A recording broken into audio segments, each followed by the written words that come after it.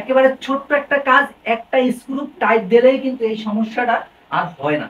আসলে এই সেই স্ক্রুটা কে খুঁজে পাবে, বিষয় হলো এই। প্রিয় বন্ধুরা, আজকে তোমাদের সেলাই মেশিনে গুরুত্বপূর্ণ একটা সমস্যা দেখাবো, যে সমস্যাটা তোমাদের বর্তমানে হয়েও যেতে পারে। তো ভিডিওটা শুরু করার আগে আমি এক্সাম্পল কিছুদিন আগে একটা ঘটনা বলি। আমি এক জায়গায় দাওয়াত খেতে গেছি যে বাসায়, তার পাশের বাসায় এই মেশিনগুলোর কাজ করতেছে, সেলাই করতেছে। তো আমি যাই পাশে বসলাম। এখন দেখি, এই যে দেখো, একটু ফলো করো বন্ধুরা, এই যে দেখো, এটা ব্যাক স্টিক লিভার বলে কেউ, আবার স্টিচ রেগুলেটরও বলে কেউ। ঠিক আছে, এইটা এভাবে বান্ধা, রশি দিয়ে বান্ধা, এখানে টানা দিয়ে বান্ধে নিছে। এখন আমার চোখ পড়লো ওখানে। আমি জিজ্ঞাসা করলাম, দেখো আপনি যে মেশিনটা এই যে এইটা বান্ধে নিছেন কেন, কি কারণ? কয় আমি মেশিন চালাইলে এইটা মানে টাস টাস টাস টাস উপরে নিচে যায়, মানে এটা লড়াচড়া বেশি করে। আমি কই এটা কি ঠিক করতে পারেন না? কয় না ভাই, আমি কাজ পারি না, বুঝি না আর কি। আপনার স্ক্রু ড্রাইভার আছে কিনা? বলে আছে। আপনি কি ঠিক করতে পারবেন? আমি কই তাহলে একটা স্ক্রু ড্রাইভার দেন। তো সেই কথা মনে পড়ে আজকের ভিডিওটা বানাচ্ছি।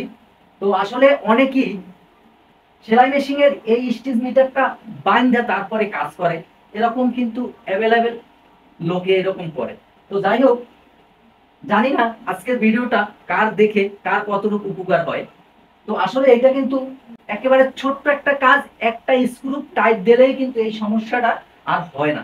আসলে এই সেই স্ক্রুটা কে খুঁজে পাবে, বিষয় হলো এই। তো যাই হোক, আজকের ভিডিওটা এখান থেকেই আমি শুরু করতে চাই। এই যে দেখো, আমিও এভাবে বাঁধে নিছি। তো এখন তোমাদের চালাই দেখাবো, যা অ্যাকচুয়ালি চালাইলে কি সমস্যা হয় সেটাও আজকের ভিডিওতে দেখাবো। তো দেখতে থাকো। রশিটা যে বান্ধা, এই বান্ধাটা আমি খুলে নিচ্ছি, কারণ তোমাদের দেখানোর জন্য যে সেলাই মেশিন চালাইলে এটা কেমন করে। এই যে দেখো, রশিটা আমি খুলে নিচ্ছি।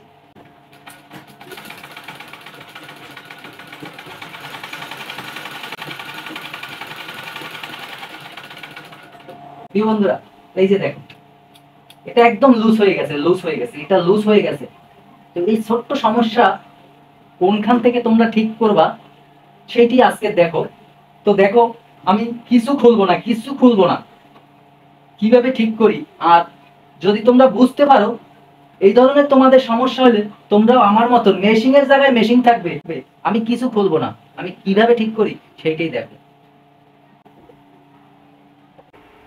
এই যে স্ক্রুপটা, এই যে দেখা যায় স্ক্রুপটা, একটু ফলো করো। এই স্ক্রুপটা লুজ হয়ে গেছে। এই যে দেখো, এটা লুজ হয়ে গেছে। লুজের কারণ, যখন মেশিন চালানো হয় তখন কি এই ব্যাকস্টিক মিটারটা উপরে যায়। এই যে দেখো, এখন আমার কাজ হলো এই স্ক্রুপটা আমি টাইট করে দিব। টাইট যখন দিবা, এই স্টিচ মিটারটা একটু ধরে নিবা, ধরে নিয়ে এই টাইট দিতে হবে। ঠিক আছে, এখন আর কখনো লড়বে না, কখনো লড়বে না। প্রিয় বন্ধুরা, সামান্য স্ক্রুপটা, আমি মেশিনের কিছুই খুলি নাই, মেশিনে যা আছে সবকিছু থাকাকালীন আমি কিভাবে স্ক্রুপটা টাইট করে দিচ্ছি তোমাদের চোখের সামনেই। অনেক বন্ধুরা আছে এই চাক্কা হুইলবার সবকিছু খুলে তারপর স্ক্রুপ টাইট দেয়। তো আজকের ভিডিওটা তোমাদের অনেক উপকার হবে, আশা করি উপকার হোক, কারণ আমি এইটাই চাই যে আমার ভিডিও দেখে আরেকজনের উপকার হোক। তো দেখা যাক, এখন আমি তোমাদের চালাই দেখাবো যে আসলে কতটা ঠিক হয়েছে। আর এ ধরনের সমস্যা হলে তোমরা ঘরে বসে বসে সমাধান করে নিবা। তো দেখতে থাকো ভিডিওটা।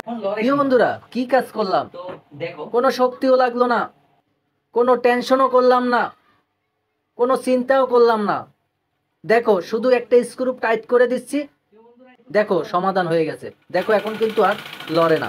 তো প্রিয় বন্ধুরা, তোমাদের অনুরোধ করে বলছি যে এ ধরনের সমস্যা হলে তোমরা কোনো কিছু না খুলে আমার মতন একটা স্ক্রু হুইলবারের ফাঁকা দিয়ে স্ক্রু ড্রাইভার থেকে টাইট করে দিবা। এই হলে একেবারে সহজ পদ্ধতি এবং সহজ সমাধান। বন্ধুরা, তো দেখো, সেলাই মেশিনের একদম ছোট সমস্যা, একদম ছোট সমস্যাগুলি নিয়ে আমরা অনেকেই এরকম কাজ করি।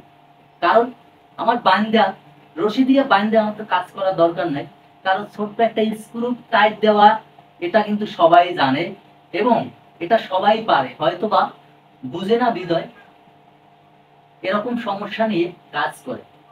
তো আশা করি আজকের ভিডিওটা যদি কারো উপকার হয়ে থাকে তাহলে আমার সাথে থাকবে আর তোমরা সেলাই মেশিন ভালোবাসলে একটা লাইক করে যাবে।